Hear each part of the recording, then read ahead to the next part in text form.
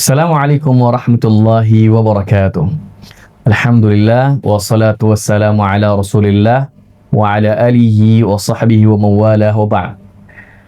Alhamdulillah, segala puji bagi Allah Subhanahu wa taala yang senantiasa memberikan kita kesehatan dan kenikmatan sehingga kita masih bisa hidup sampai detik ini juga.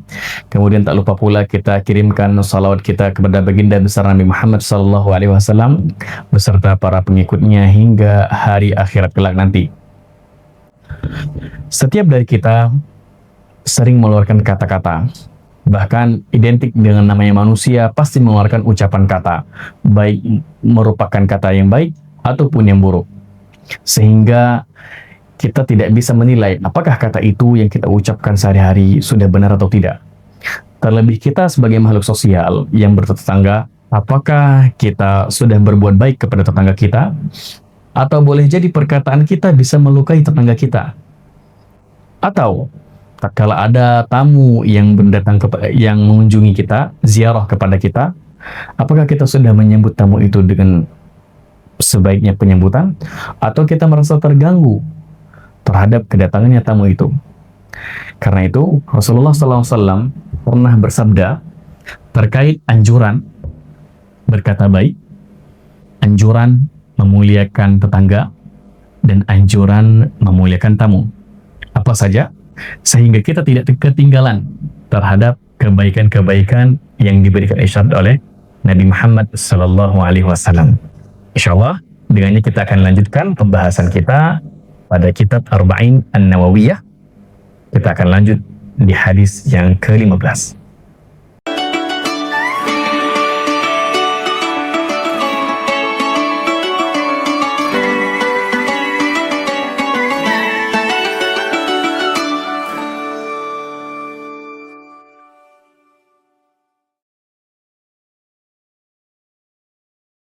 Ayuhal ikhwah, kita akan melanjutkan Al-Hadithul Khamis Ashar, hadis yang ke-15. Qala al-muallif rahimahullah al-Imam an-Nawawi nafa'ana Allah bihi wa bi 'ulumihi fid darain an Abi Hurairah radhiyallahu anhu anna Rasulullah sallallahu alaihi wasallam qala, dari sahabat yang mulia yaitu Abu Hurairah radhiyallahu anhu, semoga Allah meridhoinya, anna Rasulullah sallallahu alaihi wasallam, sesungguhnya Rasulullah satu kali pernah bersabda, qala man kana yu'minu billahi wal yawmil akhir falyaqul khairan aw liyasmut. Barang siapa atau siapa saja yang beriman kepada hari akhirat, itu beriman kepada Allah, kemudian pada hari akhirat, falyaqul, maka hendaklah dia mengucapkan perkataan baik, aw liyasmut, atau dia diam. Wa man kana yu'minu billahi wal yawmil akhir falyukrim jarahu. Dan barang siapa yang beriman kepada Allah dan hari akhir, hendaknya dia memuliakan tetangganya. Wa man kana yu'minu billahi wal yawmil akhir falyukrim dhaifahu.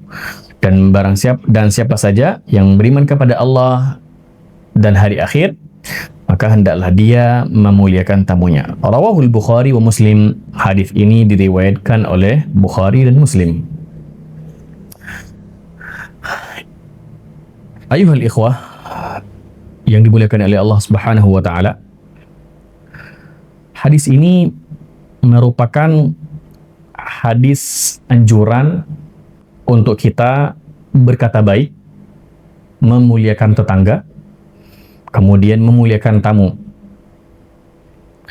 Dan hadis ini maksudnya adalah man kana yu'minu billahi wal yawmil akhir, siapa saja yang beriman, atau tafsirannya yang bisa kita artikan adalah siapa saja yang ingin kesempurnaan imannya itu kepada Allah Subhanahu wa taala. Jadi di sini bukan siapa yang tidak berkata baik atau diam maka dia tidak beriman, tidak. Ini adalah menunjukkan di antara siapa saja yang menginginkan kesempurnaan imannya kepada Allah Subhanahu wa taala dan hari akhir, maka dia berkata baik atau diam.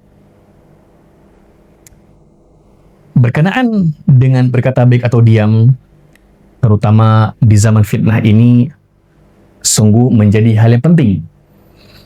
Karena kenapa? Sudah banyak orang-orang yang menyengaja untuk berkata atau mengomentari semua hal, baik yang dia ketahui maupun tidak diketahui sama sekali. Maka alangkah baiknya tatkala seseorang itu diam terhadap urusan yang tidak diketahuinya. Tentunya di sini berkata baik itu ada yang mubah, ada yang wajib. Wajib seperti zikir, kemudian membaca Al-Quran dan sebagainya. Kemudian yang mubah seperti perkataan perbincangan antara suami istri, anak dengan ayah, ataupun teman yang sifatnya mubah saja.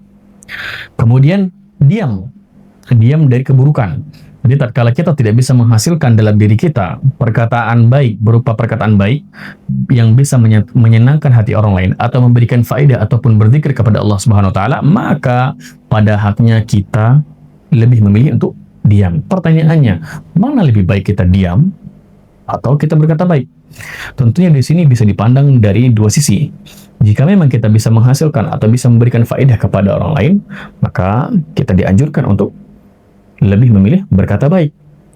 Atau dikhawatirkan nanti ketika kita berucap bisa membuat berdampak kepada hati seseorang, melukai hati seseorang, maka pada haknya poin ini yaitu berdiam. Terkhusus di saat di tengah-tengah medsos, kemudian informasi yang begitu cepat kita dapat, pertukarannya begitu mudah kita akses di handphone, dan kita juga mendapatkan informasi-informasi. Nah, jadi ada beberapa informasi yang mungkin kita pilih dan pilah, sehingga dengan itu pertama kita bisa menyelamatkan diri kita dari kegelisahan, karena banyak tahu itu merupakan sebuah musibah. Nah, jadi ada kalanya ketidakpedulian kita terhadap sesuatu itu memberikan ketenangan bagi kita. Lalu juga tatkala kita ini juga berkaitan dengan zaman fitnah, dan yang berkaitan juga dengan berkata baik atau diam, tatkala kita mendapatkan sebuah berita, berkata seorang qadi Syuraih, beliau berkata, la tastakhbir wala tukhbir. Tatkala kita mendengarkan desas-desus atau kabar yang bersifat bohong ataupun dia hoax, itu kita tidak perlu untuk mencari berita tersebut, dan jikalau kita sudah mendapatkan, nggak perlu kita kabari ke orang lain. Itulah yang kita bisa ambil pedoman dari berkata baik atau diam. Dan ini juga diperkuat oleh perkataan beliau yang kedua, yaitu al-kalimatu asiratun fi famik fa idza kharajat sirta asiran laha. Lidah kata itu tawanan di mulutmu, tapi apabila dia keluar maka engkaulah menjadi tawanan dari. Nah, jadi perkataan yang kita ucapkan dari lisan kita itu ibaratkan bisa dikatakan sebagai pedang, ataupun bisa dikatakan juga sebagai penyejuk hati orang lain melalui lisan. Ingatlah, daging yang lembek ini yang berada di antara dua gigi atas dan bawah ini bisa memberikan faedah dan juga bisa memberikan mudarat bagi orang lain. Dari sini kita setidaknya tatkala Nabi mengatakan berkata baik, bahwa kita mau berkata harus memiliki ilmu, harus berfikir. Maka itu ada perkataan salah satu perkataan ulama, al-ilmu qabla al-qawli wal amal. Berilmu dulu sebelum berkata maupun beramal. Sehingga tatkala kita mengeluarkan perkataan kita tersebut, tidak nanti ujungnya berujung klarifikasi. Mengatakan tanpa berfikir, mengekspresikan apa yang dia rasakan, sehingga pada akhirnya tatkala menimbulkan masalah, muncullah klarifikasi, kemudian ia membuat kondisi-kondisi pun dapat berubah. Kemudian yang kedua, wa man kana yu'minu billahi wal yawmil akhir falyukrim jarahu. Dan siapa saja yang beriman kepada Allah dan hari akhirat, maka hendaklah dia memuliakan tetangganya. Setelah kita untuk memperhatikan lisan kita agar mengeluarkan itu hanya berupa kata baik-baik saja, dan kita menahan diri kita untuk tidak mengatakan yang buruk atau istilah kata diam saja. Setelah itu kita beralih kepada interaksi sosial yang kita lakukan setiap hari, yaitu bertetangga. Di sini Nabi Muhammad SAW menganjurkan kepada kita untuk memuliakan tetangga. Pertanyaannya, bagaimana cara kita memuliakan tetangga? Apakah dengan memuliakan tetangga dengan memberikan sesuatu? Apakah dengan memuliakan tetangga itu dengan mendiamkan saja atau apa? Sehingga di sini kita bisa mengambil 2 poin inti. Yang pertama, membantu. Yang pertama, membantu tetangga, atau kedua, tidak membuat keributan atau tidak mengganggunya. Jadi secara umum memang syariat tidak menjelaskan batasan-batasannya, batasan secara rinci. Namun yang paling dua yang perlu kita perhatikan yaitu yang pertama, membantunya. Misalkan membantu jika ada yang sakit, kita bantu bawa ke rumah sakit. Kemudian ada yang membutuhkan hajat, mungkin kesusahan dalam finansial, kita akan bantu. Lalu kemudian kita tidak membuat bising atau mengganggu kenyamanan tetangga. Ini yang perlu diperhatikan.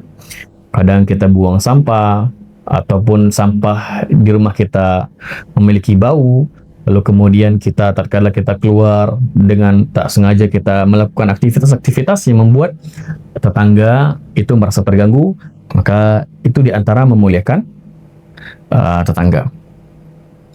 Kemudian yang terakhir, wa man kana yu'minu billahi wal yawmil akhir falyukrim dhaifahu. Dan siapa saja yang beriman kepada Allah Subhanahu wa taala dan pada hari akhir, maka hendaknya lah ia memuliakan tamu.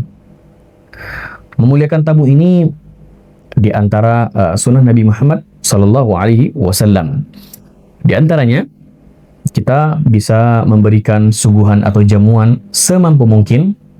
Tentu tamu ini dibagi menjadi pada 2 bagian. Yang pertama ada tamu musafir, ataupun nanti yang kedua, bagian kedua, yaitu tamu yang berupa tetangga juga.